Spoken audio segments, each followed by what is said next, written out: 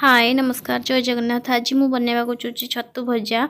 छतु भजा मुझे छतु छतु को भल भाव धोई नहीं तापर मुझे पियाज आ कंचा लंका को मुझे लंबा रखी से मझे कट लगे दीची। मुझे कड़े गरम कली कड़े गरम कलापर से तेल नेली तेल मु कम नौ कहीं आम घर तेल कम खाती। गोटे चामच सोरिष नेली सोरिष फुटीगला से पियाज आ कंचा लंका को पकईदेली कंचा लंका को तापर से पियाज कंचा लंका को मुझे अल्प भाजिली माने गोल्डन कलर न हवा जाए भाजिली से टिके हलदी पकईदेली अल्प कलर पर लंका गुंड मुझे यूज करूनी केवल हलदी अल्प टिके चिमुटाए हलदी पकेले भी चलो।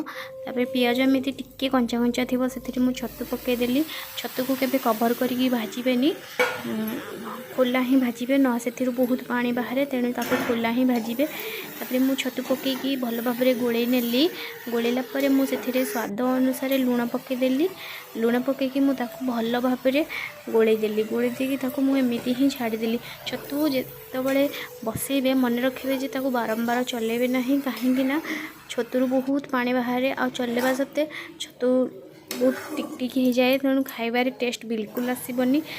देखु केते पानी बाहरी एमती मु थे दी थर घाटी नेली पानी मरवा जाए देखो पानी पूरा सुखा ही गला। एबे छतुर पानी सुखा ही गला मुझे गोल्डन ब्राउन हवा पर्यंत भाजीदेवी बेसी भाजीनी कहीं मत बेसी भाजीदे भल लगे से मु अल्प ही गोल्डन कलर हवा जाए भाजी।